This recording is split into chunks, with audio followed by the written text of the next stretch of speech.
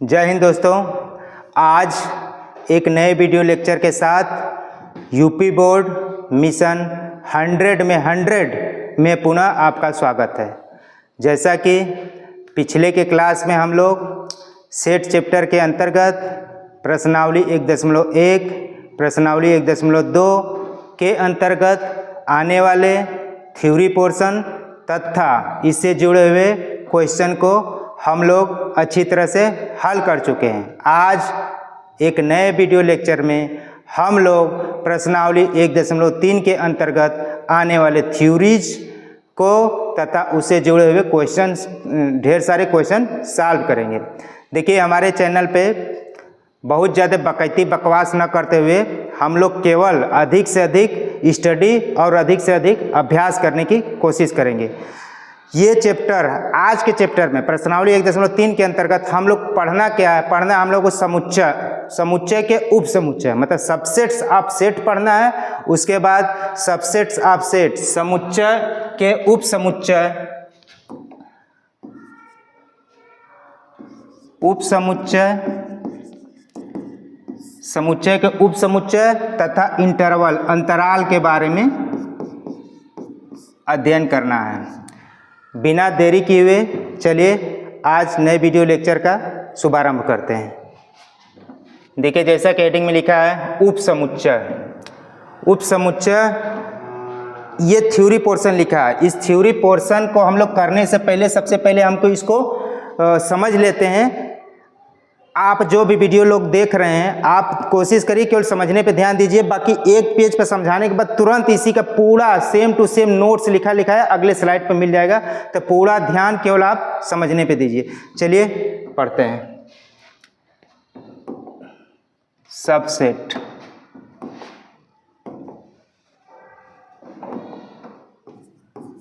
Subset of set, समुच्चय के उप समुच्चय क्या होता है?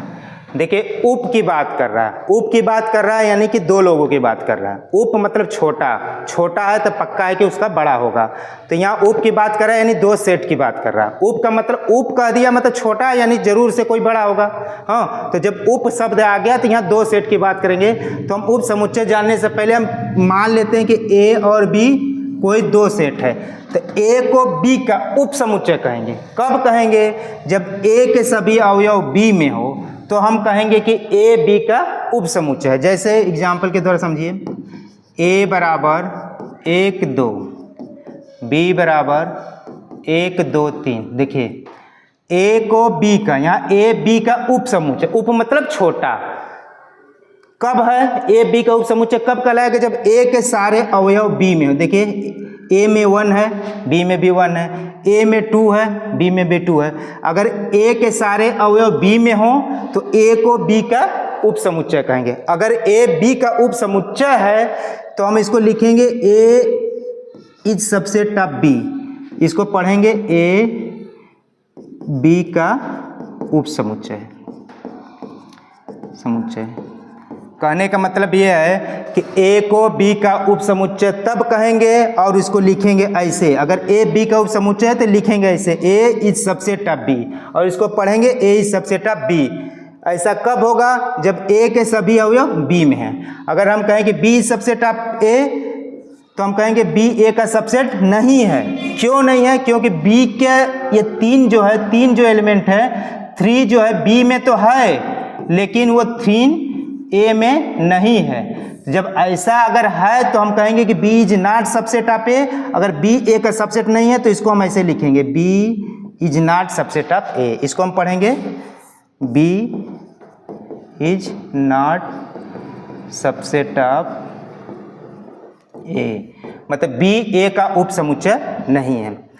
दिखा दें, ए बराबर 1 2, बी बराबर 1 2 3। तो ए बी का उप समुच्चय कब था? यहाँ पे, यहाँ ए बी का उप समुच्चय है। क्यों है? क्योंकि ए के सभी अवयव बी में है। लेकिन ए बी का उप समुच्चय क्यों है? क्योंकि अगर कोई यक्ष ए में से ले लें, यक्स कोई ए में से ले लें, मतलब यक्स कोई अवयव ए में से ले लें, तो ये बताएगा, इम्प्लाइज करेगा, मतलब दिखाएगा। इसका मतलब होता है इम्प्लाइज, यानी यक्स के सारे अवयव बी में भी हैं, तभी हम कहेंगे A is subset of B. यानी ए बी का सबसेट है। इसका नोटेशन अगर सिंबॉलिक फॉर्म में इसको दिखाना हो, प्रतीकात्मक रूप में दिखाना हो, तो A B subset of B implies करेगा, मतलब बतलाएगा कि ए के सारे अवयव, अगर यक्स के जगह कुछ भी ले लीजिए, एक ले लीजिए तो बी में है, यक्स के जगह दो ले लीजिए तो बी में है, यानी यक्स अगर ए में से लें तो यक्स बी में भी इम्प्लाइज कर दें तो हम कहेंगे A is subset of B, A B का उपसमुच्चय है। अगर यहीं पे बी ए का उपसमुच्चय नहीं है तो क्यों नहीं है? ऐसा इसलिए है क्योंकि 3 एक ऐसा अवयव है जो बी में है, लेकिन वो बता रहा है कि ए में नहीं है, तो कहेंगे कि B is not subset of A. ठीक, तो ए बी का सबसेट है। इसको अगर प्रतीकात्मक रूप में लिखना हो, संकेत रूप में लिखना, तो ए के सारे अवयव, यक्स एक जनरल टर्म है, यक्स की जगह एक भी हो सकता है, यक्स की जगह दो भी हो सकता है, बशर्ते 1 और 2 सारे बी में हैं, जो कि है, तो हम कह देंगे कि ए बी का सबसेट है। ए बी का सबसेट होने के लिए यक्स के सारे अवयव ए में होने चाहिए, और वो इम्प्लाइज कर दे। इम्प्लाइज कर मतलब बता दे, इसका मतलब होता है बता दे, मतलब यक्स ए में है वो बता दे कि यक्स बी में भी है, जो कि है, तो ऐसा हम कहेंगे, तब कहेंगे कि ए बी का सबसेट है। अब बात ये आता है कि कोई भी सबसेट से किसी भी सेट से कितने सबसेट बनाए जा सकते हैं। तो इसके लिए एक फार्मूला है, यदि नंबर ऑफ एलिमेंट, अगर किसी सेट में अवयवों की संख्या r हो, तो इसके बनने वाले उप समुच्चय की संख्या, नहीं नंबर ऑफ सबसेट की संख्या होगी तो उप समुच्चय की संख्या 2 के पावर r होगा। इसको हम लोग एग्जाम्पल के द्वारा समझते हैं। ठीक, इसमें कुछ चीजें नोट करने वाली बात है। प्रत्येक समुच्चय स्वयं का उपसमुच्चय होता है। क्यों? कोई भी समुच्चय ले लीजिए, a बराबर 1 2 3, ठीक, तो प्रत्येक समुच्चय स्वयं का उपसमुच्चय होता है, यानी A subset of A subset of A subset of. क्यों ऐसा कह रहे हैं? क्योंकि ए के सारे अवयव ए में भी होंगे, तो इसलिए ए को ए का सबसेट कहेंगे, यानी कि every set is subset of itself. प्रत्येक समुच्चय स्वयं का उपसमुच्चय होता है। दूसरा, ये सारा चीज अगले स्लाइड में आपको लिखा सेम टू सेम लिखा मिलेगा। और इम्पटी सेट फाई मतलब रिक्त समुच्चय will be subset of every set. 2 चीज हम बताए, एवरी सेट मतलब प्रत्येक समुच्चय स्वयं का उपसमुच्चय होता है, तथा इम्पटी सेट भी प्रत्येक समुच्चय का उपसमुच्चय होता है। यानी 2 कंडीशन है कि every set is subset of itself and empty set is subset of every set. मतलब रिक्त समुच्चय प्रत्येक समुच्चय का उपसमुच्चय होता है, तथा प्रत्येक समुच्चय स्वयं का उपसमुच्चय होता है। ये 2 पॉइंट याद करते हुए हम किसी भी सेट का हम लोग सबसेट बना सकते हैं। जैसे अगर मान लीजिए हम ले लेते हैं a बराबर 1 2 3, तो कह रहा है कि इससे कितने सबसेट बनेंगे। पहले बात, सबसेट बनेंगे कितने, इसमें कितने अवयव हैं, ए में अवयवों की संख्या कितने है 3। किसी भी सेट में अवयवों की संख्या को हम लोग n से लिखते हैं, तो यहाँ n बराबर क्या होगा 3 होगा। तो इस सेट से बनने वाले उप समुच्चय कितने होंगे, उप समुच्चय की संख्या, उप समुच्चय कितने होंगे 2 के पावर 3 बराबर 8। कैसे होंगे उसको हम चले देखते हैं। हम अभी बताए हैं कि phi is subset of every set. Empty set प्रत्येक समुच्चय का उप समुच्चय होता है, और every set will be subset of itself, यानी प्रत्येक समुच्चय स्वयं का उपसमुच्चय होता है। एक हो गया 1 2 3। फिर एक एक अवयव ले लीजिए, 1 2 3, फिर 2 2 अवयव ले लीजिए, 1 2 2 3 1 3, ठीक। इसके अलावा देखिए कितने होंगे, 1 2 3 4 5 6 7 8, टोटल 8। इसमें 3 अवयव थे, तो टोटल उपसमुच्चयों की संख्या फार्मूला से भी 8 आ रहा था, उसको हम बना के देखें तो भी 8 ही आ रहा है। इसके अलावा कोई भी सबसेट नहीं बना सकते एक का सेट से लेकर के। ये सारे सबसेट क्यों हैं? क्योंकि ये अगर सबसेट है इसका तो इसके अवयव इसमें है, ये सबसेट है तो इसका अवयव इसमें है। इसके अलावा आप कोई भी ऐसा सेट नहीं बना सकते कि उसके सभी अवयव इसमें मिल जाएं। इसका मतलब ये कि ए के जितने भी पॉसिबल सबसेट्स बनेंगे यही बनेंगे, इसके अलावा कोई नहीं बनेगा। इसी प्रकार से अगर हम मान लीजिए a बराबर 5 लिख दें, ठीक, इम्पटी सेट का ही सबसेट कितने सबसेट बनेंगे? और इम्पटी सेट है तो इम्पटी सेट इसमें कोई भी अवयव नहीं है, तो इससे बनने वाले उप समुच्चय में भी कोई भी अवयव नहीं होंगे। तो कोई भी अवयव नहीं होंगे उसको हम क्या लिखेंगे? उप समुच्चय 5 होगा। यानी a बराबर 5 है, यानी a कोई इम्पटी सेट है तो उससे बनने वाले उप समुच्चय की संख्या भी 5 होगी, क्योंकि इसमें कोई अवयव नहीं है तो उसके उप समुच्चय में भी कोई अवयव नहीं होंगे। इसी प्रकार से हम लोग a बराबर अगर 1 2 ले लें, 1 2 ले लें तो इसका उप समुच्चय बनाएं, ठीक। इसका अगर उप समुच्चय बनाए तो पहले 5, फिर क्या एक स्वयं 1 2, फिर 1 2, बस, ठीक। इसमें देखिए कितने अवयव थे? n बराबर कितने थे? 2। तो उप समुच्चय कितने बनेंगे? उप समुच्चय कितने बनने चाहिए फार्मूले के अनुसार? 2 के पावर 2 यानी 4। देखिए 4 बने, 1 2 3 4, ठीक। इसके अलावा और देखिए इसमें क्या चीज़ है ना, सबसेट में भी 2 प्रकार होते हैं, एक उचित होता है, एक प्रॉपर होता है, एक इम्प्रॉपर होता है। उचित उप समुच्चय किसे कहते हैं? देखिए इसको लिख सकते हैं,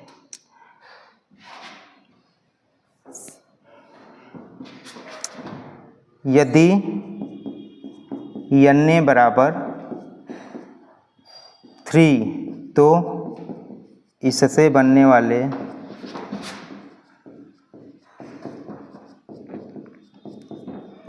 उचित उप समुच्चय की संख्या, उप समुच्चय की संख्या ये होती है 2 दी पावर, अगर मान लीजिए n बराबर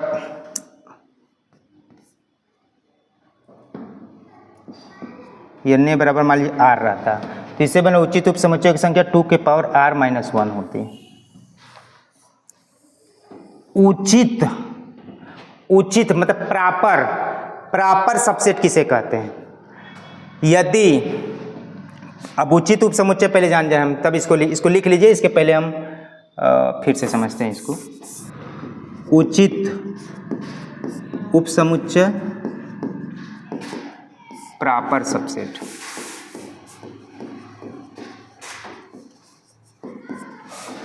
तथा सुपरसेट। अधि समुच्चय क्या होता है? उचित उप समुच्चय तथा अधि समुच्चय क्या होता है? देखिए यदि a बराबर मान लीजिए 1, यदि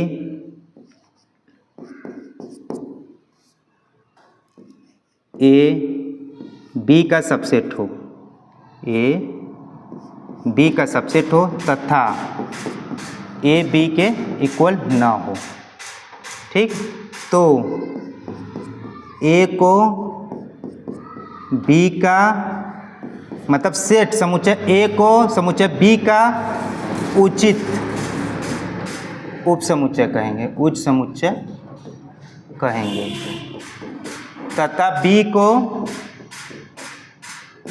मतलब समुच्चय b को a का अधि समुच्चय कहेंगे, अधि समुच्चय कहेंगे, अधि समुच्चय कहेंगे, ठीक। देखिए जैसे क्या कह रहा है, उचित उप समुच्चय तथा अधि समुच्चय का, अगर a b का सबसेट है और इस प्रकार से कि a b के इक्वल भी नहीं है तो a को b का उचित उप समुच्चय कहेंगे तथा b को a का अधि समुच्चय कहेंगे। जैसे मान लीजिए a बराबर क्या लिखा है 1 2, b बराबर 1 2 3, यहाँ पे क्या है a b का उप समुच्चय है और a b के इक्वल भी नहीं है। a को b के a और b दोनों बराबर समुच्चय कब होंगे? जब a के सभी अवयव b में हो और b के सभी अवयव a में हो। ऐसा तो है नहीं, तो यहाँ पे क्या है a b का सबसेट तो है बट a b के इक्वल भी नहीं है, तो हम ए को क्या कहेंगे, A is the proper subset of B and B is the superset of A B का उचित उपसमुच्चय है तथा बी ए का अधि समुच्चय है। तो अधि समुच्चय होने के लिए यही कंडीशन है। अब अगर हम कहें कि अभी जैसा कि हम बताए हैं कि यदि n बराबर r तो उचित उपसमुच्चयों की संख्या कितनी होगी, 2 के पावर r माइनस 1 होगी। कैसे होगी इसको फिर से एक एग्जाम्पल के द्वारा हम लोग समझ। जैसे अभी हम लोग बनाए थे ना a बराबर a b c, ठीक। तो अगर हम इसका सब फाइव एक एक अवयव लेके बनाएंगे, b c a b b c c a b c, ठीक। ये क्या है, कुल उपसमुच्चय है, कुल उपसमुच्चय है, कुल उपसमुच्चय है। अब इसमें देखिए ये उपसमुच्चय होने के साथ साथ एक इक्वल नहीं है, ये भी उपसमुच्चय है लेकिन एक इक्वल नहीं है। ये सारे क्या हैं, उपसमुच्चय तो हैं लेकिन एक इक्वल नहीं है, तो ये सब क्या कहलाएंगे, उचित उपसमुच्चय, उचित उपसमुच्चय, प्रॉपर सबसेट। और ये इसको छोड़ करके ये प्रॉपर सबसेट नहीं होगा, क्योंकि इसमें अवयवों की संख्या बराबर इसमें अवयवों की संख्या है। ये सबसेट तो है लेकिन प्रॉपर सबसेट नहीं है। प्रॉपर सबसेट होने के लिए क्या चाहिए, सारे सेट के अवयव इसमें होने चाहिए और वो सेट के अवयवों की संख्या इस सेट के अवयवों की संख्या के बराबर नहीं होने चाहिए। ये सारे सबसेट्स हैं लेकिन इनके अवयवों की संख्या इनके अवयवों की संख्या के बराबर नहीं है, इसलिए सब क्या उचित उपसमुच्चय। तो आप क्या देखे हैं, अगर ए में 3 अवयव थे तो उपसमुच्चयों की संख्या कितनी बनी, 2 की पावर 3 माइनस 1 बराबर 8 माइनस 1 बराबर 7। देखिए 1 2 3 4 5 6 7, ठीक। तो यही लिखा कि यदि ए में कोई r अवयव हो तो उचित उपसमुच्चयों की संख्या 2 की पावर r माइनस 1 होगी। उम्मीद है उपसमुच्चय, प्रॉपर उपसमुच्चय तथा अधि समुच्चय को अच्छे से समझ लिए होंगे।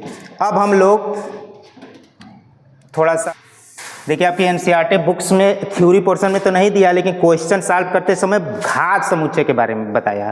तो हम लोग अगर सबसेट पढ़ लिए, प्रॉपर सबसेट पढ़ लिए, तो यहीं पे हम लोग पढ़ लेते power set of A set क्या होता है।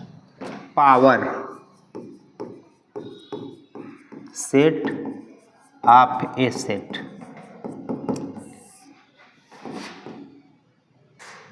घात समुच्चय, समुच्चय का घात समुच्चय, समुच्चय का घात समुच्चय, ठीक। देखिए होता क्या, set of all subset, set of all subset,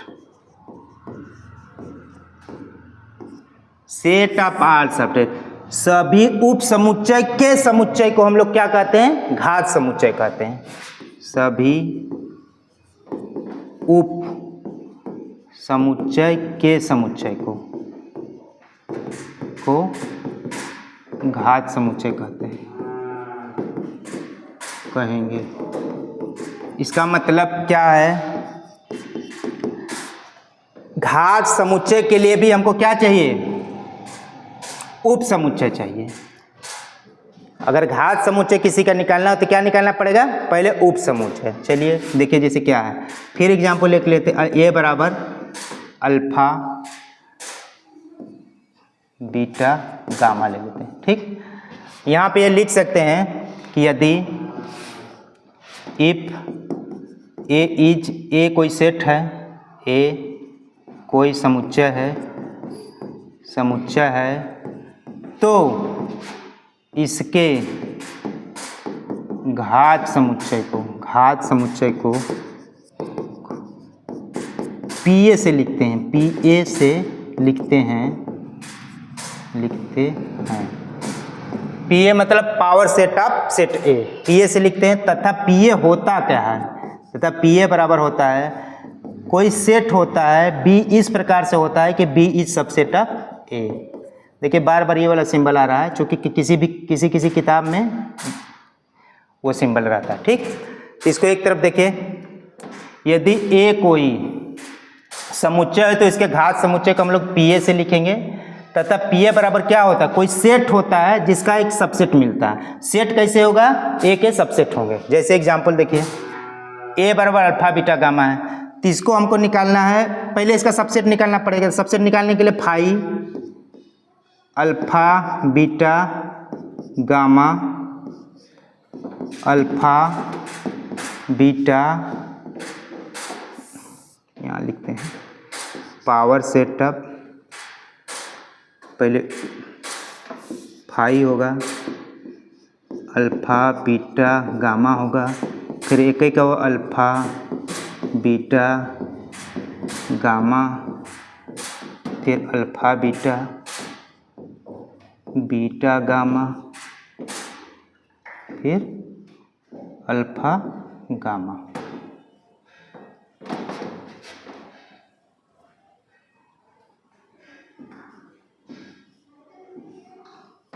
ठीक, ये देखिए क्या टोटल, ये बराबर अल्फा बीटा गामा है, तो टोटल नंबर ऑफ सबसेट यही होंगे।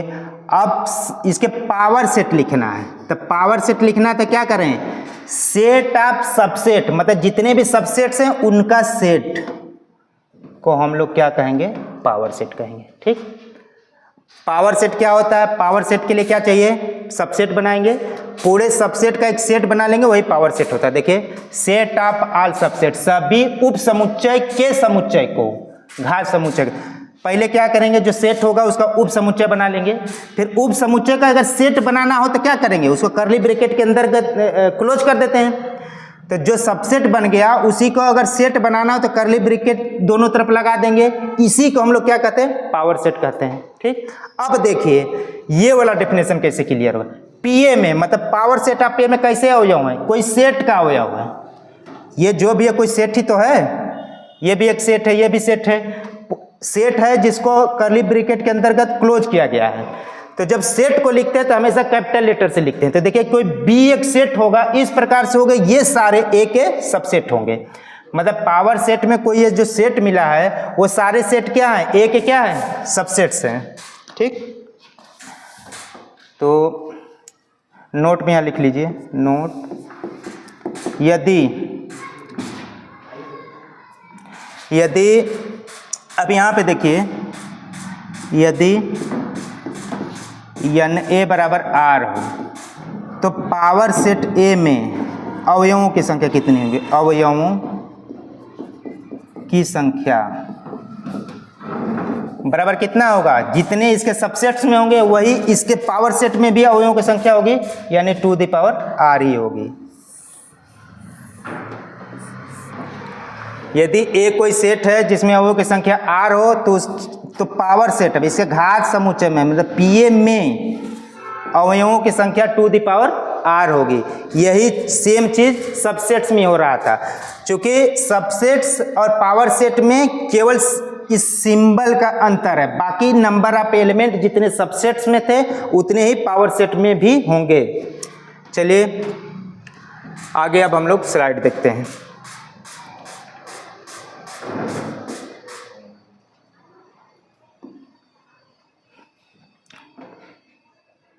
देखिए दो समुच्चय ए तथा बी के लिए यदि ए का प्रत्येक अवयव समुच्चय बी का अवयव हो तो ए को बी का उपसमुच्चय कहलाता है। एक बी का उपसमुच्चय को हम ए, ये लिखा है सबसेट्स, ए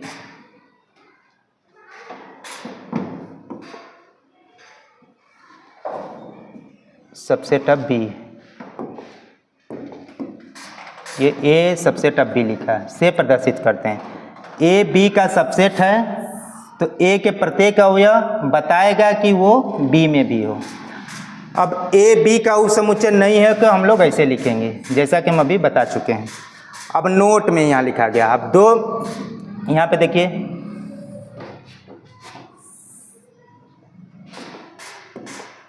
अब यहाँ बात ये आ रहा है कि दो समुच्चय ए तथा बी इक्वल कब होंगे? देखिए जैसे क्या है, ए बराबर मान लीजिए 1 2 3, बी बराबर मान लीजिए 1 2 3। ये दोनों इक्वल कब हैं? जब ए बी का सबसेट है और बी ए का सबसेट है। यानी ये दोनों इक्वल होने के लिए क्या करना पड़ेगा? ए बी का सबसेट हो तथा बी ए का सबसेट हो। जैसा कि देखिए यहाँ लिखा है, ए बराबर बी इंप्लाइज करेगा कि ए सबसेट ऑफ बी और बी सबसेट ऑफ ए। दोनों तरीके से सही है। यदि ए बी का सबसेट है, यानी ए बी का सबसेट है तथा बी भी ए का सबसेट है, ए बी का सबसेट है, ए बी का सबसेट है तथा बी भी ए का सबसेट है, तो ऐसा कब है? जब ए और बी दोनों इक्वल। देखिए यहाँ पे लिखा है, ए बराबर बी कब है? जब ए बी का सबसेट है और बी बी ए का सबसेट हो। उल्टा भी सही है, अगर ए बी का सबसेट है और बी ए का सबसेट है तो ए बराबर बी होगा। दोनों को अगर एक साथ लिखना हो तो ये दोनों तरफ वाला चिन्ह लगा देते हैं ऐसे। ठीक, इसको फिर से एक बार देख लेते हैं।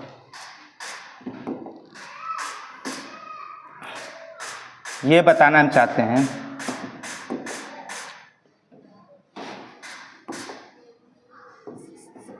ए बराबर बी, ए बराबर बी कब होगा?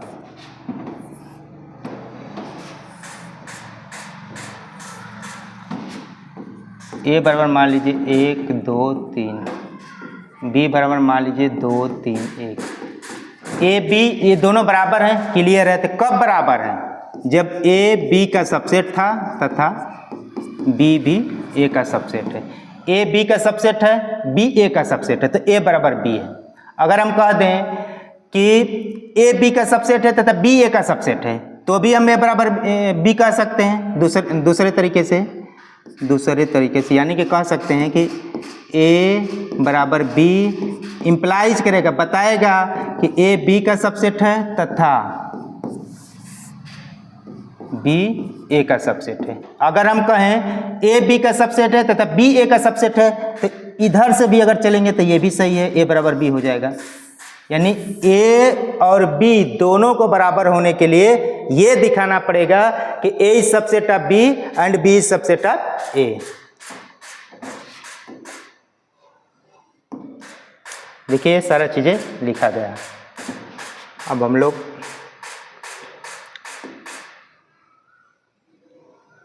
देखिए यहाँ पे ए बराबर ए आई ओ यू, बी बराबर ए बी सी डी है। तो ए के देखिए ए बी का सबसेट नहीं है। क्यों नहीं है? क्योंकि यू जो है यहाँ पे यू ए में तो है लेकिन यू बी में नहीं है। ऐसा नहीं है, इसलिए ए को हम लोग बी का सबसेट नहीं कहेंगे। अब देखो बी ए का सबसेट नहीं है, तो क्यों नहीं है? क्योंकि देखिए यहाँ पे बी में तो है लेकिन ये बता रहा है कि बी ए में नहीं है। जब ऐसा अगर है तो इसका मतलब क्या कह रहा है? ये B is not subset of A. उचित उपसमुच्चय हम बता दिए। यदि ए और दो उपसमुच्चय इस प्रकार से हो कि ए बी का सबसेट हो और ए बी के बराबर न हो, तो ऐसे केस में हम क्या कहते हैं? ए बी का उचित उपसमुच्चय तथा बी ए का अधिसमुच्चय कहलाता है। देखिए ए बराबर 1 2 3 है, बी बराबर 1 2 3 4 है। ए बी का सबसेट है और ए बी दोनों इक्वल नहीं है, तो हम ए को बी का उचित उपसमुच्चय कहेंगे तथा बी को ए का अधिसमुच्चय कहेंगे। A is the proper subset of B and B is the superset of A. कुल उपसमुच्चय की संख्या, यदि किसी समुच्चय ए के लिए n बराबर r हो तो ए से बनने वाले कुल उपसमुच्चयों की संख्या 2r होती है। अभी हम एग्जाम्पल के द्वारा बता चुके हैं। नोट में रिक्त समुच्चय मतलब इम्पटी सेट फाई प्रत्येक समुच्चय का उपसमुच्चय होता है। Empty set is subset of every set and every set प्रत्येक समुच्चय स्वयं का उपसमुच्चय होता है, यानी every set is subset of itself. यदि n बराबर r तो कुल उचित उपसमुच्चयों की संख्या 2 द पावर r माइनस 1 होगी, जो कि हम अभी पिछले वाले स्लाइड में इसको अच्छे से बता चुके हैं।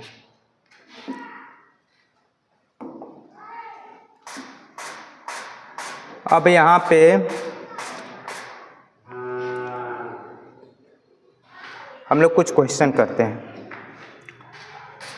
Example number 9।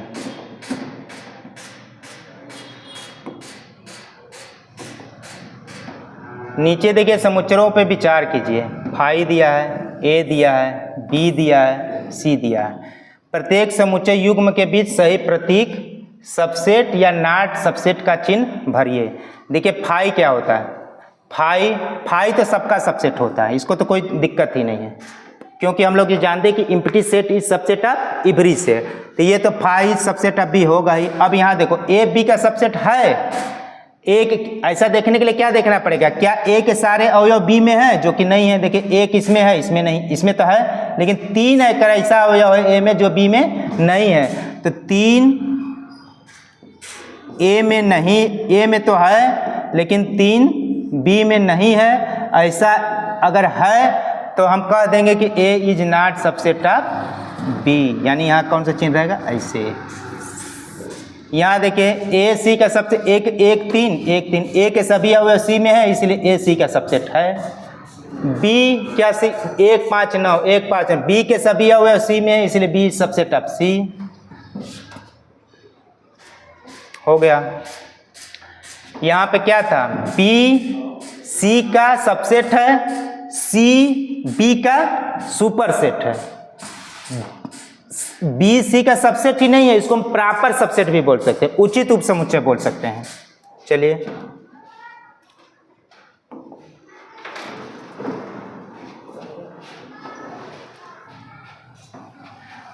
हम लोग एग्जाम्पल नंबर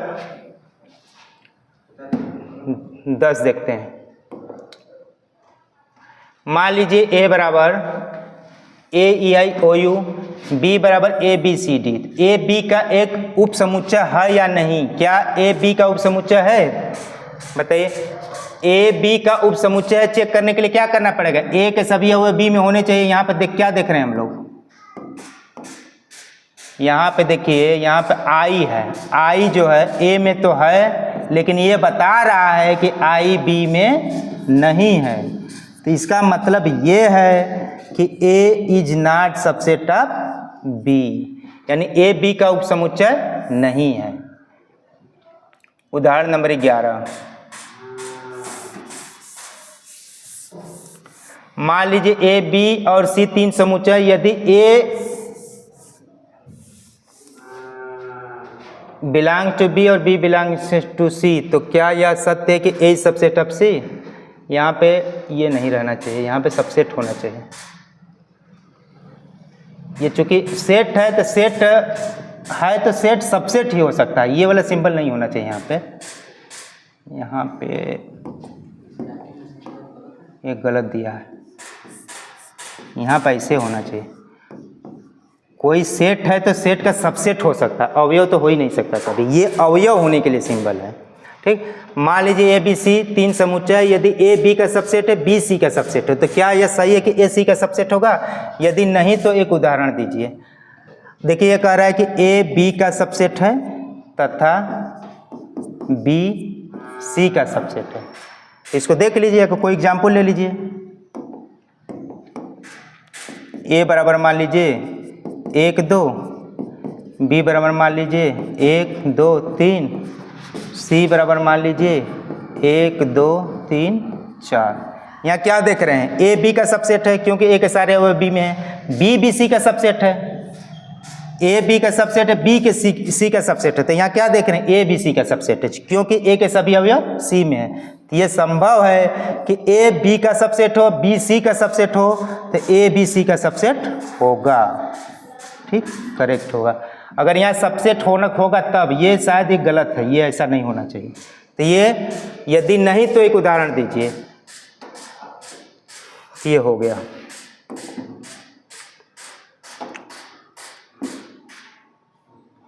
अब हम लोग वास्तविक संख्याओं के उपसमुच्चय के बारे में देखेंगे।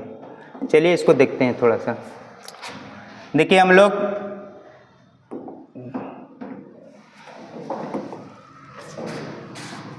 नेचुरल नंबर पढ़ चुके हैं।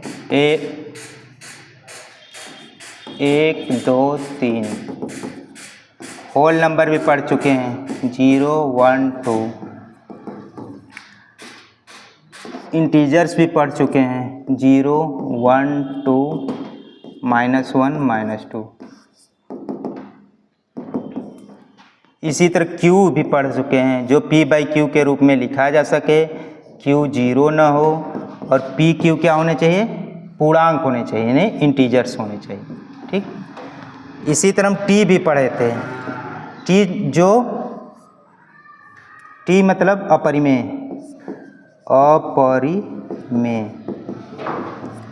तो ये क्या होता है, जो परिमेय ना हो, जो परिमेय ना हो। R क्या होता है, R जो होता है Q और T को मिलाकर, मतलब परिमेय प्लस अपरिमेय को मिलाकर होता है। आप क्या देख रहे हैं, अगर हम n कह रहे हैं तो W भी कह रहे हैं, मतलब यहाँ अगर हम कहें कि n W का सबसेट है, क्योंकि n W का क्या है, सबसेट है, क्योंकि n प्राकृतिक मतलब इसके सभी अवयव इसमें मिल जाएंगे। अब फिर देखिए W I ये इंटीजर्स है, W I का सबसेट है, क्योंकि W के सभी अवयव इसमें मिल जाएंगे। देखिए 0 1 2 3 0 1 2 3 इधर चलेंगे, मिल जाएंगे, तो हम ये कह सकते हैं W is subset of I। Clear. फिर देखिए सारे पूर्णांक भी परिमेय संख्या होते हैं, यानी सभी पूर्णांक परिमेय संख्या में मिल जाएंगे, क्योंकि सभी पूर्णांक क्या होते हैं, परिमेय संख्या होते हैं, तो यानी हम I को Q का सबसेट कह सकते हैं। Q मतलब परिमेय संख्या। ठीक, लेकिन Q मतलब परिमेय संख्या अपरिमेय संख्या का सबसेट होगा, नहीं होगा। क्यों, क्योंकि अपरिमेय संख्या मतलब √2 √3 √π इस टाइप का, अपरिमेय संख्या P/Q के रूप में होती है, तो ये परिमेय संख्या सभी अपरिमेय संख्या में नहीं मिलेगी, तो हम परिमेय संख्या को अपरिमेय संख्या का सबसेट नहीं कहेंगे। लेकिन अगर हम कह दें कि Q इस सबसेट ऑफ R, राइट, सही है, क्योंकि रियल नंबर जो मिलता है Q और मतलब परिमेय और अपरिमेय को लेकर ही बनता है, यानी कि सारा परिमेय ले लें तो परिमेय वास्तविक संख्या में आ जाएगा, सारा अपरिमेय ले लेंगे तो भी वास्तविक संख्या में आ जाएगा। तो Q मतलब परिमेय संख्या R का सबसेट है, इसी प्रकार से T भी वास्तविक संख्या का सबसेट होगा। ठीक, तो इन सब के बीच संबंध वाला एक स्लाइड है, इसको देखते हैं। देखिए वास्तविक संख्या के समुच्चय के उप समुच्चय, देखिए समुच्चय R के बहुत से महत्वपूर्ण उप समुच्चय होते हैं। देखिए अभी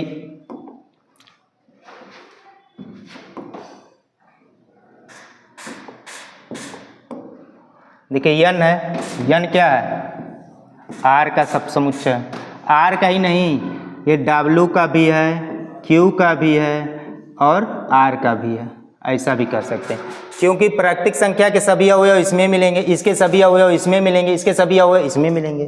ठीक, इसी प्रकार से Z भी, यहाँ Z भी होना चाहिए, यहाँ Z भी कर सकते हो, इसको ऐसे अगर साथ में, n is subset of W मतलब पूर्ण संख्या, W इज सबसेट ऑफ पूर्णांक संख्या, पूर्णांक संख्या इज सबसेट ऑफ परिमेय संख्या, परिमेय संख्या इज सबसेट ऑफ वास्तविक संख्या।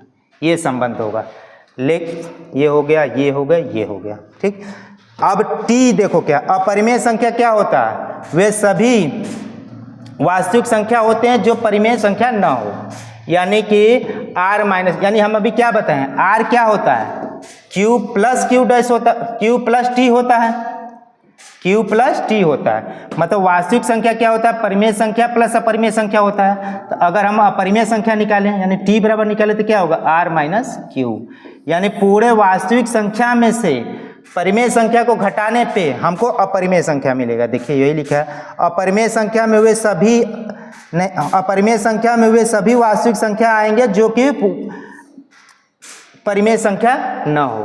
अपरिमेय में परिमेय संख्या को हटा करके बाकी के वास्तविक संख्या आते हैं, जैसा कि लिखा गया, अर्थात वे सभी वास्तविक संख्या जो परिमेय नहीं है T के सदस्यों में। अपरिमेय संख्या में क्या आता है, √2 √5 और पाई इत्यादि।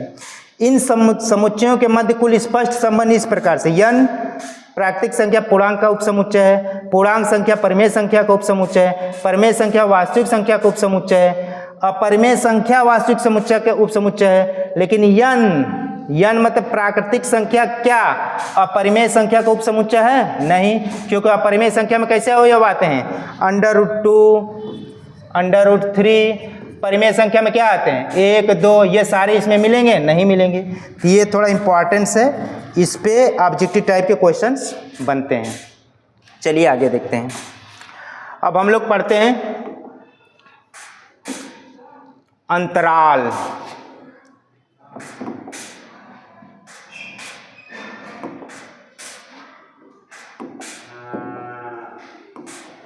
अंतराल, इंटरवल। देखिए ध्यान से देखना है, इंटरवल क्या होता है, अंतराल। देखिए अगर a और b कोई दो वास्तविक संख्या a b belonging to r हो, a और b कोई दो वास्तविक संख्या हो तथा b जो है a से बड़ा हो, तो तीन प्रकार के अंतराल की बात करते हैं। अगर ऐसे लिखें,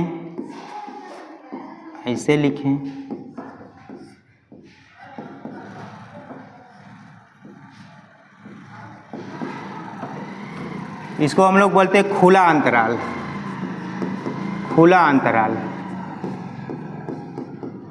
ओपन इंटरवल, या इसी को आप लोग किताब में दिया है समृत अंतराल। इसको कहते हैं क्लोज्ड इंटरवल मतलब बंद अंतराल। इसको बोलते हैं अर्ध closed, semi close, semi open. देखिए आधा खुला है आधा बंद है, इधर वाले ये वाला सिंबल बंद वाला है, ये वाला सिंबल खुला वाला है, तो ये आधा खुला है आधा बंद है, तो इसको सेमी क्लोज सेमी ओपन बोलते हैं। इसको भी वही बोलते हैं सेमी क्लोज सेमी ओपन, अर्ध खुला अर्ध बंद, semi close semi open, semi closed semi open. पहले तो हम जान गए कि इसको अगर a b कोई वास्तविक संख्या है जिसमें b a से बड़ा हो, तो a और b के खुले अंतराल को लिखते कैसे हैं? ऐसे लिखते हैं a, b, इसको ये वाला छोटा ब्रैकेट लगा के इसे लिख देते हैं। इसको हम बोलते हैं open interval of A B, A और बी का खुला अंतराल। इसको परिभाषित कैसे करते हैं? देखिए इसमें वे सभी वास्तविक संख्या होते हैं, या इसको ऐसे लिख सकते हो x such that x belonging to r such that, इस प्रकार से होंगे कि x जो होगा a से बड़ा होगा b से छोटा होगा। पहले इसको लिख लेते हैं, फिर इसको जैसे एग्जाम्पल अगर हम यहाँ लिखना पड़े, मान लीजिए लिख दिए 3, मान लीजिए x यहाँ लिख दे 4। इसको अगर अंतराल में लिखना हो तो क्या लिखेंगे? बस ऐसे लिख देंगे इसको, यानी ये कह रहा है कि x कह रहा है कि r है, x वास्तविक संख्या है और 3 से बड़ा 4 से छोटा है, तो इसको इंटरवल में लिखना होगा, तो बस ये 3 और 4 लिख देंगे, बस हो गया। ठीक। अगर इसी तरह से अगर हमको, यानी कि इसका मतलब है कि open interval of A B क्या होता है? वास्तविक संख्या होती है, इस प्रकार से होती हैं कि वो वास्तविक संख्या a और b के बीच में होती हैं। यानी इसको अगर हम लिख देंगे x 3 और 4 के बीच में है और x वास्तविक संख्या, तो इसको ऐसे लिखेंगे। लेकिन अगर हम कह दें close interval of A B, तो इसका डेफिनेशन ये होता है x belonging to r such that x का मान a से बड़ा बराबर b से छोटा तथा बराबर होगा। यही वाला एग्जाम्पल ले लीजिए। अगर x बिलोंगिंग टू r इस प्रकार से है कि x का मान 3 से बड़ा 4 से छोटा या बराबर है, तो इसको हम लोग कैसे लिखेंगे? बस 3 और 4, यानी कि यहाँ पर बराबर लगा दें तो क्लोज हो जाएगा। ये वाला सिंबल तो इसमें है ही, ठीक। तो ओपन और क्लोज में केवल यही अंतर है। और इसी तरह अगर इसको लिखना हो,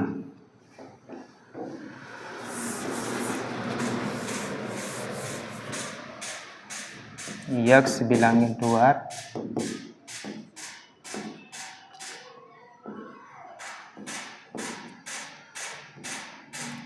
ये क्या था, ये था जब 3 और 4 था, ओपन था, ठीक। और अगर यहाँ कर दिए तो ये क्या हो जाता था, 3 4 हो गया, क्लोज्ड हो गया। अब इसको सेमी क्लोज लिखना है, ठीक। तो इसमें x बिलोंगिंग टू R इस प्रकार से होंगे कि x का मान a से तो बड़ा होगा, b से छोटा होगा और बराबर होगा। देखो जिधर क्लोज होगा उधर बराबर वाला सिंबल लगेगा, जिधर ओपन होगा केवल ये वाला सिंबल लगाएंगे, ठीक। अगर यहाँ लिखना हो तो ये कुछ ऐसे होगा, ये वाला सिंबल नहीं रहेगा, केवल ये ऐसे रहेगा। तो ये क्या हो जाएगा, ये 3 के ये ऐसे हो जाएगा, बस इतना अंतर है। इसी प्रकार से अब देखिए, जिधर क्लोज रहेगा उसमें इक्वल टू भी रहेगा, जिधर क्लोज नहीं है केवल ओपन है उधर इक्वल टू नहीं रहेगा। इसमें कैसे वास्तविक संख्या होंगे, इस प्रकार से होंगे कि a यहाँ देखिए बराबर भी रहेगा, यहाँ पे b रहेगा, ठीक। तो ये हो जाएगा सेमी क्लोज सेमी ओपन। इसका अगर एग्जाम्पल देना हो तो बस ये वाला इधर हो जाएगा, इधर वाला ऐसे हो जाएगा, ठीक। इसको क्या लिखेंगे, ऐसे, ये इम्प्लाइज कर जाएगा 3 4, यानी 3 जो होगा, जो बराबर वाला होगा उधर क्लोज होगा, जिधर बराबर वाला नहीं होगा इधर केवल ओपन होगा। तो ये ओपन इंटरवल, ठीक। Open interval, close interval, semi close, semi open, विवृत अंतराल, वृत्त अंतराल, अर्ध खुला अंतराल, ये चारों। इसको एकदम याद कर लेना, इससे जुड़े हुए क्वेश्चन सॉल्व कर लेना है। अगर कहीं पे अब देखिए, अगर हम पूरे वास्तविक संख्या को लिखना हो, ये क्या होता है, वास्तविक संख्या ऐसे लिखते हैं ना हम लोग। वास्तविक संख्या क्या होता है, इधर -इन्फिनिटी होता है, इधर +इन्फिनिटी होता है, यही ना होता है। इसी को हम क्या कहते हैं, वास्तविक संख्या कहते हैं। वास्तविक संख्या क्या बोलते हैं, हाँ, वास्तविक संख्या रेखा बोलते हैं, ठीक। तो वास्तविक संख्या रेखा को अंतराल में अगर लिखना हो तो कैसे लिखेंगे, या इधर ओपन है, कहाँ तक जाएगा पता नहीं है, तो इधर लिखते हैं -, इधर +इन्फिनिटी। यही क्या होता है, R होता है, पूरा क्या होता है, ये वास्तविक संख्या होता है। वास्तविक संख्या क्या, इधर कहाँ तक जाएगा पता नहीं, मतलब पूरा खुला हुआ है, किधर, निगेटिव की तरफ पूरा खुला हुआ है, तो खुला वाला सिंबल लगाएंगे। इधर भी खुला हुआ है, कहाँ तक जाएगा पता नहीं, इसीलिए खुला इंटरवल लगाते हैं। कहाँ तक जाता है, +इन्फिनिटी तक, इधर जाता है -इन्फिनिटी तक। अगर इसको हम लिख दें, चलिए समझ में आ गया। अगर हम इसको लिख दें 0 to ∞,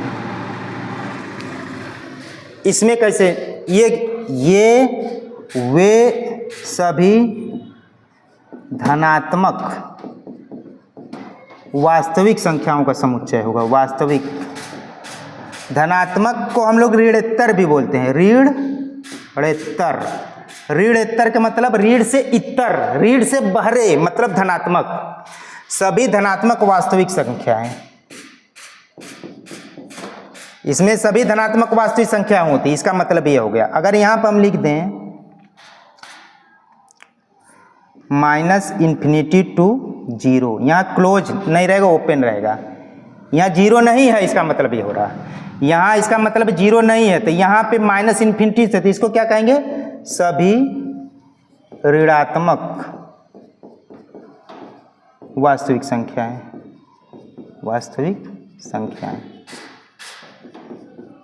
ठीक। अब देखिए, इसको फिर से हम लैंग्वेज में समझते हैं। ओपन इंटरवल ए बी का मतलब क्या होता है, ए और बी के बीच में आने वाली सभी संख्याएं, लेकिन ए और बी नहीं होगी। क्लोज इंटरवल ए बी का मतलब क्या होता है, 3 और 4, मतलब ए और बी के बीच में आने वाली सभी संख्या, लेकिन ए और बी को ले करके। यहाँ का मतलब क्या होता है, ए और बी के बीच में आने वाली सभी संख्याएं ए को छोड़ करके, बी को ले करके। इसका मतलब क्या होता है, ए और बी के बीच में आने वाली सभी संख्या ए को ले करके, लेकिन बी को छोड़ करके। अब ये सोचेंगे कि जैसे यहाँ लिख दिए हम 3 4, इसका मतलब क्या है, 3 और 4 के बीच में सभी संख्या 3 और 4 को ले करके, और 3 और 4 के बीच में कितनी वास्तविक संख्या होंगी, इनफाइनाइट संख्या होंगी, 3.01, 3.001, 3.0, जिंदगी भर करते रह जाइए, यानी कि इनफाइनाइट नंबर इसमें मिलेंगी। लेकिन अगर हम इसको 3, 4 लिख दें, इसका मतलब वो 3 और 4 के बीच सभी संख्या 4 तो रहेगा लेकिन 3 नहीं रहेगा, जिधर ओपन है उसको छोड़ करके। अब इस सभी संख्याओं को, इस सभी सिंबल्स को अगर हम वास्तविक रेखा पर अगर दर्शाएं तो कुछ ऐसे दर्शाते हैं। देखिए,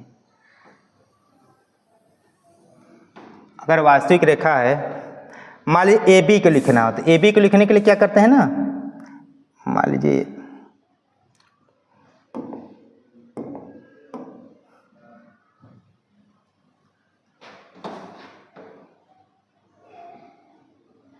दो, 3, 4, ठीक। देखिए, अगर हमको AB लिखना हो, तो AB को वास्तविक रेखा पर अगर लिखना हो तो A और B को छोड़ के लिखना है, तो उसको यहाँ पे इसे गोला, खाली गोला बनाते हैं। ये अगर, इसका मतलब ये है AB, अगर यहाँ पे AB का इंटरवल बनाना हो, मतलब ये A है, ये B है, ठीक। लेकिन A और B को नहीं लेना है तो उसको एक खाली, मतलब गोला बना देते हैं जिसको खाली रहता है। अगर हमको ये A है, ये B है, अगर हम इसको AB लिखना हो, क्लोज इंटरवल है B, तो ये खाली नहीं रहेगा, पूरा बोल्ड रहेगा, मतलब रंगा हुआ रहेगा, ठीक। जब हम क्वेश्चन करेंगे तो शॉर्टकट में करने के लिए सिंबल जब यूज करते हैं कि संख्या रेखा पे इसको कैसे लिखेंगे, तो ओपन इंटरवल जब भी लिखते हैं, अगर इतनी AB डिस्टेंस है, तो AB डिस्टेंस है तो इसको इसमें लिखना होगा, तो यहाँ पे क्या करते हैं, खाली गोला छोड़ देंगे, यहाँ पर रंग देंगे। अगर यहाँ पर हम लिख दें A क्लोज B, यहाँ B के तरफ क्लोज है, यानी कि इधर रंग देंगे, इधर गोला बना देंगे, मतलब खाली गोला, इधर पूरा गोला। अगर हम लिख दें यहाँ पे AB, इसका मतलब इधर रंगेंगे, पूरा गोला कर देंगे, इधर खाली छोड़ देंगे। ये सिंबल हो गया संख्या रेखा पर इंटरवल को दर्शाने का, ये सब सिंबल है, मतलब प्रतीक है। अब इंटरवल से संबंधित सारी चीज़ें बता चुके हैं, अब इससे जुड़े हम लोग क्वेश्चंस करते हैं।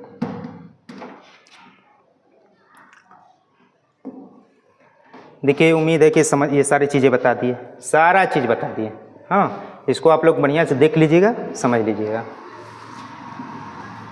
फिर हम लोग थोड़ा सा यूनिवर्सल सेट पढ़ते हैं।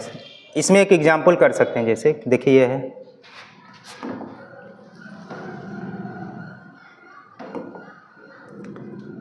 देखिए यहाँ पे क्या है,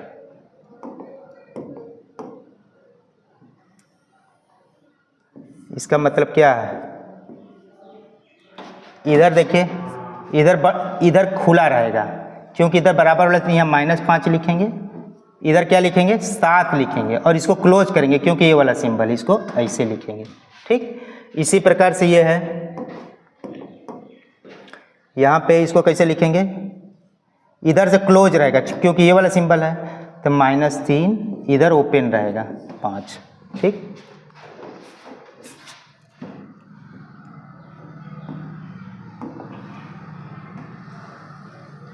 देखिए, इसमें लिख सकते हैं,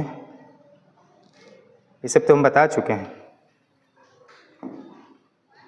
अब सार्वत्रिक समुच्चय क्या होता है, इसको हम लोग थोड़ा समझ लेते हैं। यूनिवर्सल सेट,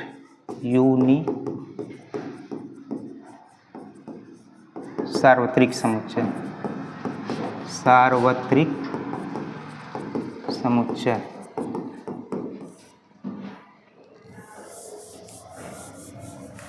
देखो, पहले सार्वत्रिक समुच्चय को हम लोग U से लिखते हैं। कोई भी समुच्चय U को हम लोग सार्वत्रिक समुच्चय कहेंगे जब U के अधीन, U के विचाराधीन आने वाले समुच्चय U के उप समुच्चय हों, या इसको दूसरे शब्दों में कह सकते हैं कि U के विचार में आने वाले समुच्चय के लिए U अधि समुच्चय हो। जैसे एग्जाम्पल हम कर लें, U बराबर मान लीजिए 1, 2, 3, 4, 5, 6, 7, 8, 9, 10। अब देखिए A बराबर मान लीजिए 2, 4, 6, 8, 10।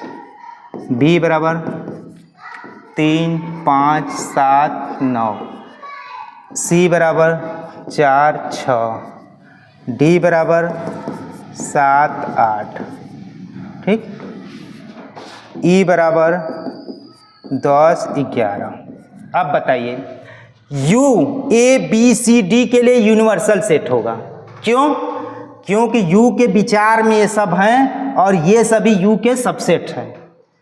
तो U को किसी भी समुच्चय का सार्वत्रिक समुच्चय कहेंगे जब वे सभी समुच्चय U के उप समुच्चय हैं। यहाँ देखिए A B C D, A U का उप समुच्चय है, B U का उप समुच्चय है, C U का उप समुच्चय है, D U का उप समुच्चय है।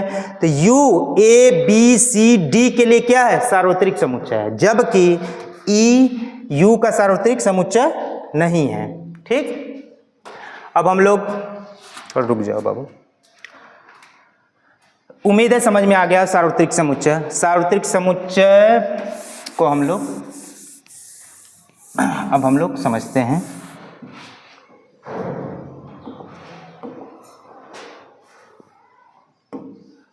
देखिए कोई समुच्चय U को सार्वत्रिक समुच्चय कहेंगे यदि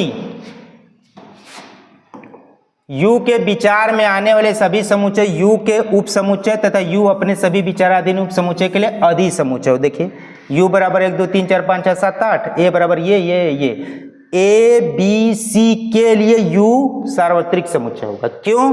क्योंकि A B C U का उप समुच्चय है तथा U A B तथा C के लिए अधि समुच्चय है। ठीक, U समुच्चय A B C के लिए सार्वत्रिक समुच्चय होगा। क्यों? क्योंकि A B C U के उप समुच्चय है। इसी प्रकार देखिए वास्तविक संख्या R की बात करें, ये यूनिवर्सल सेट होगा किसके लिए?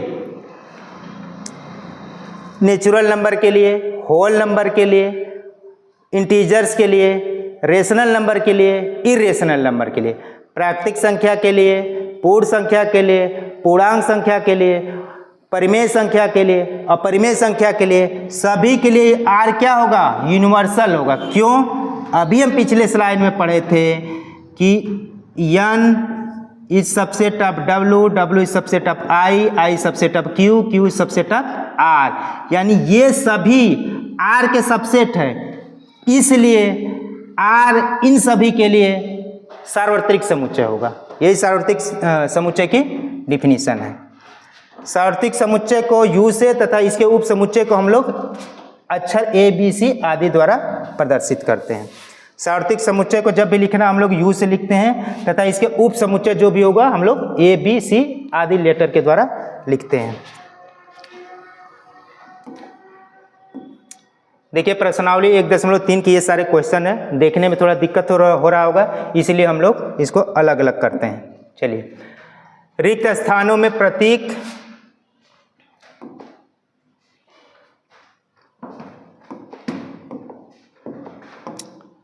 ये सबसेट और नॉन सबसेट को भरकर सही कथन बताइए। देखिए 2 3 4 इसमें है, ये सबसेट होगा क्योंकि इसका प्रत्येक अवयव इसमें है, इसलिए 2 3 4 is subset of this. A B C subset होगा? नहीं होगा। क्यों नहीं होगा? क्योंकि A इसमें तो है लेकिन इसमें नहीं है, इसलिए is not subset. A B C is not subset of B C D। A इसमें है, इसमें नहीं होने के कारण ऐसा है। यक्स आपके विद्यालय की कक्षा 11 का एक विद्यार्थी, कक्षा 11 का एक विद्यार्थी है और यक्स कारक आपके विद्यालय का एक विद्यार्थी। बताइए अगर कक्षा 11 के विद्यार्थी है तो विद्यालय के भी विद्यार्थी होगा, यानी कक्षा 11 के विद्यार्थी अपने विद्यालय का क्या होगा? सबसेट होगा। तो यहाँ कौन सा सिंबल होगा? सबसेट वाला सिंबल होगा। किसी समतल में स्थित एक वृत्त है, ये कह रहा है कि एक समान समतल में वृत्त है जिसकी त्रिज्या 1 है। देखिए किसी समतल में बहुत सारे वृत्त हो सकते हैं, एक रेडियस का भी हो सकता है, 2 रेडियस का भी हो सकता है, बहुत सारे सर्किल बन सकता है, लेकिन यहाँ पे कह रहा है कि एक ऐसा वृत्त है जिसका रेडियस केवल और केवल 1 है। तो ये सारे सर्किल वृत्त क्या इसमें आएंगे? इसमें केवल एक ही सर्किल की बात कर रहा है, इसमें बहुत सारे सर्किल की बात कर रहा है। तो 2 रेडियस का सर्किल होगा तो इसमें मिलेगा ही नहीं, तो ये इज नॉट सबसेट। ये इसका सबसेट हो जाता, लेकिन ये इसका सबसेट नहीं है, क्योंकि इसमें बहुत सारे वृत्त भी ऐसे मिलेंगे जिनका रेडियस एक से ज़्यादा होगा। यहाँ पे केवल एक ही रेडियस वाला सर्किल की बात कर रहा है, तो ये ना सबसेट हो। ये कह रहा है पांचवा, किसी समतल में स्थित एक त्रिभुज, किसी समतल में एक त्रिभुज होगा तो उसमें कितने भुजाएं होंगे? 3 भुजाएं होंगी, चाहे जैसे भी बना लो, चाहे जैसे भी बना लो, समतल में त्रिभुज होगा तो उसमें 3 भुजाएं होंगी। यहाँ क्या कर रहे हैं, एक समतल में, किसी समतल में स्थिर एक आयत, जब आयत करोगे तो उसमें 4 भुजाएं होंगी। कभी संभव है कि समतल में स्थित त्रिभुज वो आयत में चले जाएं? इधर वाले पक्ष में वो सभी पालीगन है, बहुभुज है जिसमें 3 भुजाएं हैं, इधर वाले में क्या है, वे सभी पालीगन बहुभुज है जिसमें 4 भुजाएं। ये इसमें कभी जाएगा? कभी नहीं जाएगा, यानी इज नॉट सबसेट। किसी समतल में स्थित समबाहु त्रिभुज, समबाहु त्रिभुज या करें किसी समतल में स्थित एक त्रिभुज, हो जाएगा। एक त्रिभुज है तो एक त्रिभुज में समबाहु भी हो जा सकता है, समद्विबाहु भी हो सकता है, समकोण भी हो सकता है। इधर सभी त्रिभुज की बात कर रहा है, इधर एक समबाहु त्रिभुज की बात कर रहा है, तो सभी त्रिभुज जब ले लोगे तो उसमें से समबाहु त्रिभुज तो आ ही जाएगा। तो समबाहु त्रिभुज इज सबसेट ऑफ ऑल त्रिभुज। यक्स एक समप्राकृतिक संख्या, समप्राकृतिक संख्या क्या आएगा? 2, 4, 6 एंड सो ऑन। ये कह रहा है यक्स एक पूर्णांक है, तो पूर्णांक में भी तो ये सब आएंगे, 2, 4, 6, 8 पूर्णांक में भी आएंगे, इसके अलावा भी संख्या आएगी, तो ये सबसेट होगा, ये भी सबसेट होगा। ठीक, तो उम्मीद है पहला क्वेश्चन समझ में आया होगा।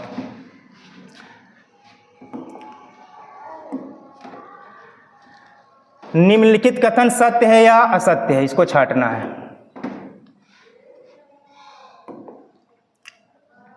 पहला देखिए,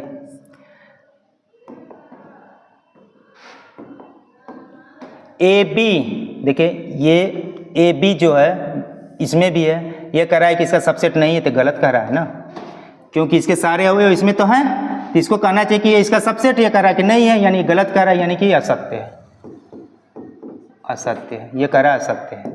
ठीक, अब यहाँ देखिए क्या कह रहा है, ए ई, यह कह रहा है अंग्रेजी वर्णमाला का एक स्वर, अंग्रेजी वर्णमाला का एक स्वर क्या होता है? ए ई आई ओ यू, ये सभी इसमें है, ये एक सेट है, ये भी एक सेट है, यानी ये सबसेट, ये सही है, ये सही है। 1 2 3 1 3 5, देखिए ये भी एक सेट है, ये भी एक सेट है, लेकिन इसका जो 2 है इसमें नहीं होने के कारण ये इसका सबसेट नहीं है, जबकि ये कह रहा है सबसेट है, तो ये गलत कह रहा है, मतलब असत्य है।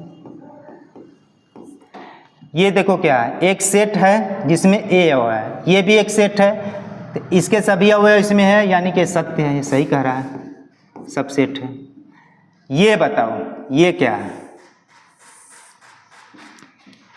ये सेट है, ये सेट है, ये सिंबल सबसेट का होना चाहिए, जबकि ये किसका सिंबल है? एलिमेंट वाला सिंबल दिया, अवयव वाला सिंबल है। ये सिंबल तब यूज करते हैं अगर हम इसको लिखते कि, इसको हम लोग लिखते A belongs to A B C, तब सही होता, लेकिन यहाँ चूंकि ये सेट की बात कर रहा है, सेट के लिए हमेशा सबसेट होता है, न कि बिलोंग्स टू होता है। बिलोंग्स टू अवयव के लिए होता है, ये अवयव न होकर क्या है? सबसेट्स है।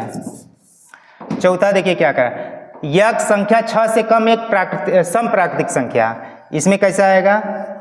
संख्या 6 से कम एक समप्राकृतिक संख्या, संख्या 6 से कम समप्राकृतिक संख्या क्या होगा? 2, 4।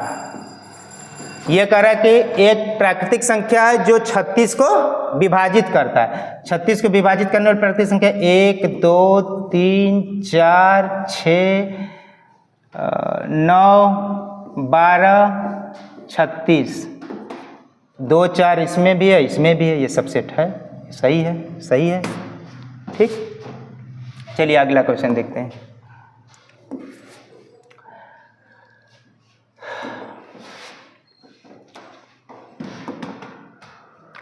मान लीजिए a बराबर ये है, तो निम्नलिखित से कौन सा कथन सही नहीं है? देखो ये क्या कह रहा है, 3 4, क्या a का सबसेट है? नहीं है। क्यों सबसेट होने के लिए यहाँ पर सेट चाहिए। ठीक, सेट चाहिए, और सेट का अवयव अगर, अब मान लीजिए सेट है मान लो, तो इसका अवयव क्या ए में है? ये इसका सबसेट कब कहलाएगा? जब 3 ले लो, इसमें 3 तो है क्या, 3A में है? देखो 3A में कहाँ, ये सेट है, अवयव नहीं है। 3 ये एक अवयव है जो इस फार्म में दिया गया है, सेट फार्म में दिया गया है। अब एक 2 है, एक है 5, सिंगल अवयव नहीं है जो इसमें है। 3A में नहीं है, मतलब 3 इसमें तो है लेकिन A में नहीं है, तो इसलिए इसका एक सबसेट नहीं होगा। ठीक, कौन सही नहीं है? ये सही नहीं है, ये सही नहीं है, ए वाला सही नहीं है। ऐसा क्यों है कर रहे हैं हम? क्योंकि देखिए यहाँ पे 3 तो है लेकिन यहाँ पे 3 सिंगल अवयव नहीं है, तो 3 इसमें है लेकिन 3A में नहीं है, इसलिए 3A का सबसेट नहीं है। ये कह रहा है कि है, इसलिए का गलत कह रहा है, रॉन्ग कह रहा है। ठीक, 3 4 बिलोंग्स टू, देखिए पक्का होगा। देखिए ये एज एलिमेंट है, ये सेट के अंतर्गत कामा के द्वारा अलग अलग करके क्या लिखते हैं, अवयव लिखते हैं। ये क्या है, अवयव है। जब अवयव है तो अवयव का सिंबल बिलोंग्स टू होता है, तो ए में बिलोंग कर रहा है, सही है। अब देखिए यहाँ क्या कर रहा है, अवयव है, अवयव का एक सेट बना है, ये सेट बन गया, ये अवयव हो गया इसका, एक अभी अवयव, एक मतलब ये तो एक अवयव है यहाँ से, और एक अवयव है, एक अवयव का एक सेट बना दिए। तो ये सेट इस ए में है, क्योंकि यहाँ 3 4 है, तो इसलिए ए का सबसेट होगा। ठीक, 1 बिलोंग्स टू ए है। 1 क्या है, एक अवयव है, अवयव को प्रदर्शित करने के लिए बिलोंग्स टू का सिंबल लगाते हैं। 1 सबसेट ऑफ ए, गलत है, क्योंकि सबसेट होने के लिए पहली बात है सिंबल, सेट का सिंबल होना चाहिए। ये पहले तो सेट ही नहीं है। किसी भी सेट का सबसेट कौन होता है, एक सेट होता है। 1 क्या है, सेट है ही नहीं, क्योंकि सेट तब होता है जब इसको हम लोग ऐसे लिखते हैं। सेट लिखने का मतलब उसका कर्ली ब्रैकेट में क्लोज होना चाहिए, ये कर्ली ब्रैकेट है ही नहीं, ये सेट ही नहीं, तो इसका सबसेट कहाँ से होगा, गलत है। 1 2 5, 1 2 5 इसके अंतर्गत है, ये सेट भी बना रहा है, वो 1 के अंतर्गत है, तो ये सही है। 1 2 5 ये तो गलत है। देखो ये क्या कर रहा है, सेट की बात कर रही है। जब कर्ली ब्रैकेट के अंदर क्लोज हो गया तो एक सेट हो गया। सेट के लिए बिलोंग्स वाला सिंबल नहीं लगाते हैं, इसके लिए ये वाला सिंबल लगाते हैं, ये वाला, ये गलत है। 1 2 3, 1 2 ये भी नहीं है, क्योंकि 3 जो है यहाँ पे तो है लेकिन ए में नहीं है, ए में नहीं है, मतलब एक सिंगल यूनिट एलिमेंट के रूप में नहीं है, इसलिए this is not subset of A. 5 सबका, यह भी गलत है। देखो 5 क्या है, एक सेट है। 5 क्या होता है, एक सेट होता है, रिक्त समुच्चय होता है। सेट कभी अवयव होता ही नहीं है, सेट हमेशा सबसेट होता है, तो ये अवयव वाला सिंबल लगाया, तो ये भी गलत है। देखो ये सही है, empty set is subset of every set. ये 5, यहाँ देखो 5 एक सेट है, सेट का सेट है, वो सबसेट है ये का, ये भी गलत है, क्योंकि पावर सेट ऑफ किसी सेट का सबसेट नहीं होता है। क्योंकि इसमें देखो 5 जो है, इसमें 5 है ही नहीं। ये इसका ए का सबसेट कब होता है, जब ये 5 इसमें होता, इसमें 5 कहीं है ही नहीं। अगर 5 इसमें होता, इम्पटी सेट होता, तब अगर हो, ये यहाँ पे है 5, यहाँ पे 5 है ही नहीं, यानी कि ये ए का सबसेट नहीं है, ये कह रहा है, ये भी गलत है। ठीक, चलिए नेक्स्ट क्वेश्चन करते हैं।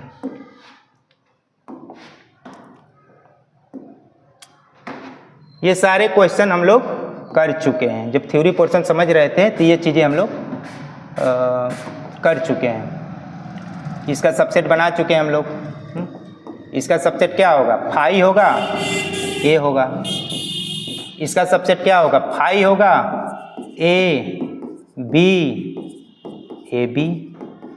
इसमें 2 अवयव हैं, टोटल नंबर ऑफ सबसेट कितने बनने चाहिए, 4, 1 2 3 4। इसका हम लोग कर ही चुके हैं। इम्पटी सेट का सबसेट इम्पटी सेट होगा, हो गया। देखिए इसको अंतराल में बताना है। ये भी हम लोग कर चुके हैं, ये कुछ नहीं होगा। इधर ओपन रहेगा -4, इधर क्लोज रहेगा। अगर डिफिनीशन बढ़िया से पढ़ें तो कर लेंगे। यहाँ पे क्या होगा, x such that x belonging to, ये हो जाएगा। इधर भी ओपन होगा, इधर भी ओपन होगा इसके लिए। ठीक, इसके लिए क्या यक्स बिलोंगिंग टू आर, इसके लिए क्या हो जाएगा, इधर क्लोज होगा इधर ओपन होगा, यहाँ दोनों तरफ क्लोज होगा 3 4। ठीक, अब इसको कर अंतराल को समुच्चय निर्माण विधि से लिखना है, मतलब संकेत रूप में लिखना है। तो -3 0 को क्या लिखेंगे, x such that x belonging to R, तथा कैसे भी लिख सकते हैं इसको, और शार्ट में लिखना हो तो ऐसे लिखे, यक्स बिलोंगिंग टू आर इस प्रकार से है कि यक्स -3 से बड़ा 0 से छोटा होगा। इसके लिए क्या लिखेंगे 6 12 x belonging to R such that, यहाँ पे यक्स इसी तरह ये भी लिख लेंगे।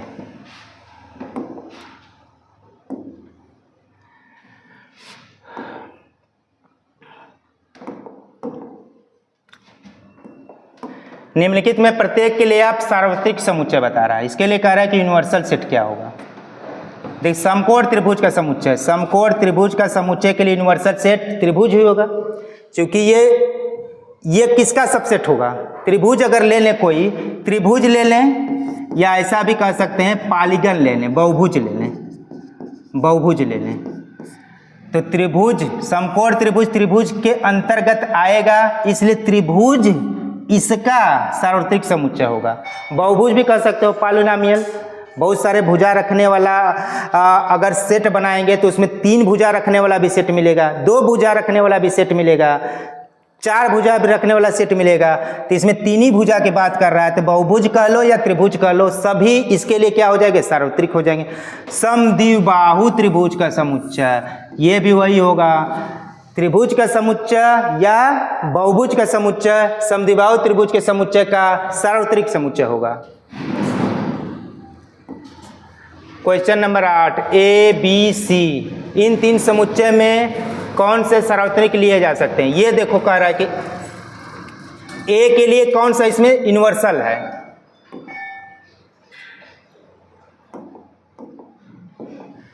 ए के लिए इसमें कौन सा यूनिवर्सल होगा, 1 2 3, यही हो जाएगा। ए के लिए ये क्या होगा, सार्वत्रिक समुच्चय होगा, क्योंकि ए के सभी हुए इसमें मिल गए। बी के लिए कौन होगा, 2 4 6, बी के लिए भी 2 4 6, यही होगा। बी के लिए ये क्या हो जाए, सार्वत्रिक समुच्चय होगा, ये नहीं होगा। बी के लिए ये भी सार्वत्रिक समुच्चय होगा, 2 4 6 इसमें है, 1 3 5, ये भी। ए के लिए सार्वत्रिक समुच्चय देखिए कौन कौन से होंगे, 1 3 5 ये होंगे, 1 3 5 ये होगा, 1 3 5 ये भी होगा। ठीक, ए के लिए पहला, तीसरा और चौथा यूनिवर्सल सेट होंगे। इसी तरह बी के लिए चेक कीजिए, बी के लिए 2 4 6 ये भी होगा, 2 4 6 ये भी होगा, 2 4 6 ये भी होगा। बी के लिए पहला, तीसरा और चौथा सार्वत्रिक समुच्चय होगा। सी के लिए देखिए 2 4 6 8, 2 4 6 8 ये नहीं होगा, 2 4 6 8 ये होगा, 2 4 6 8 ये भी होगा। सी के लिए सार्वत्रिक समुच्चय कौन होगा, तीसरा होगा और चौथा होगा।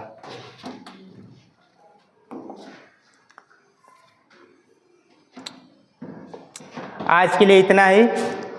उम्मीद है कि प्रश्नावली 1.3 से जुड़े हुए सारे क्वेश्चन और थ्योरी समझ में आए होंगे। फिर भी अगर कोई दिक्कत होगा, कोई समझने में परेशानी होगी तो आप कमेंट के माध्यम से हमको बता सकते हैं। अगर थोड़ा सा वीडियो अच्छा लगे इसको कमेंट कर सकते हैं, शेयर कर सकते हैं, लाइक कर सकते हैं। आज के लिए इतना ही, धन्यवाद।